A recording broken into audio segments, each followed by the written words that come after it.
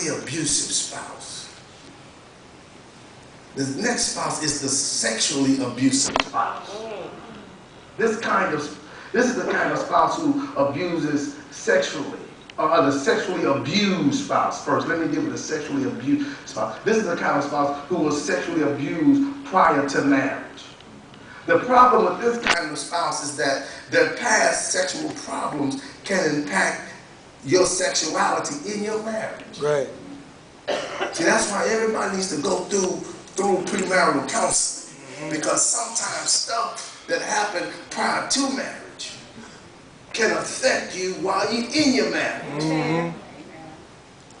Sometimes this stuff that happened when you were 12 years old, and man, brothers wondering, why is she so cold?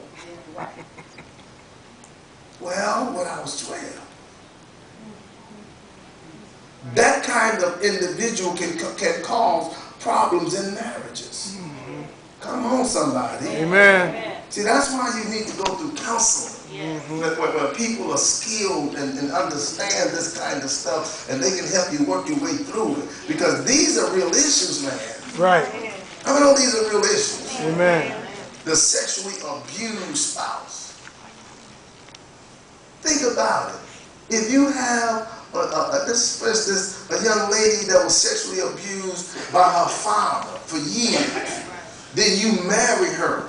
She has a problem. She would have a problem in many instances with somebody being intimate with her that's supposed to show her love, because daddy has messed her all up. That's right. I've seen this. This is the real deal, man. This goes deeper than just the white dress, the black tuxedo, and a bunch of folks on both sides. Right, right.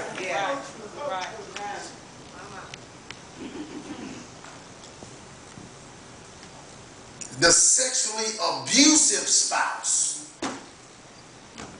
Abusive spouse. I've had sisters come to me, Pastor Baylor, my husband is trying to get me to do this. What should I do? Tell him no.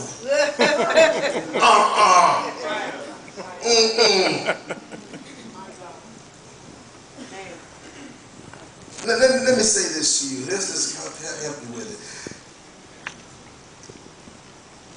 This is the kind of spouse who forces his or her husband into sexual behaviors against his or her spouse's will.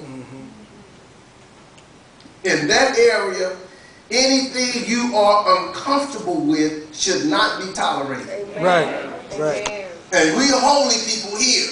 Amen. Come on, somebody. Amen.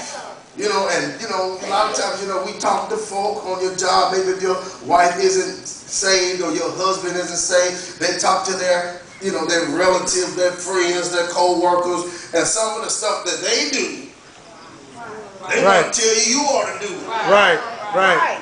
That's true. Come on, man. But in holiness, all that stuff don't work. That's right, Bishop. That's right. That's right.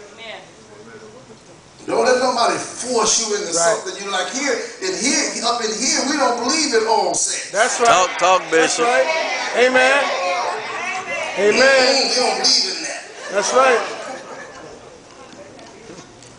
Praise Bishop. I don't believe in that. Amen. Other day, some of y'all might have saw it. My wife and I were watching the news, and there was a study done where they found a link between oral cancer and the MPV virus. As soon as they said that, I said, Sister Baylor, I know where it's from. Y'all know what the MPV virus is?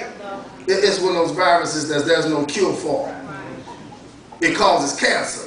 The reason they've been trying to get a lot of these young girls to get this kind of vaccination, right,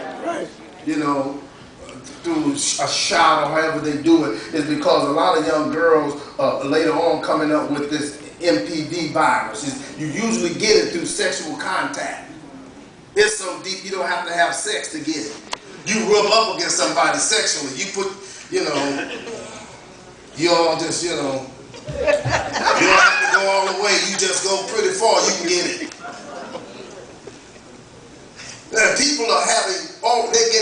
coming up with oral cancer. Right. I said, you know how they getting this, Sister Baylor?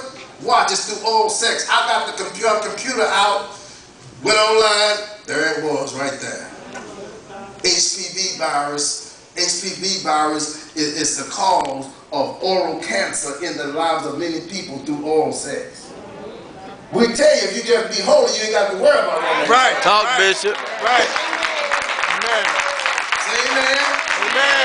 Somebody say one husband, One husband, one wife, one wife, no girlfriend, no girlfriend, no boyfriend, no boyfriend, and keep it holy. and keep it holy.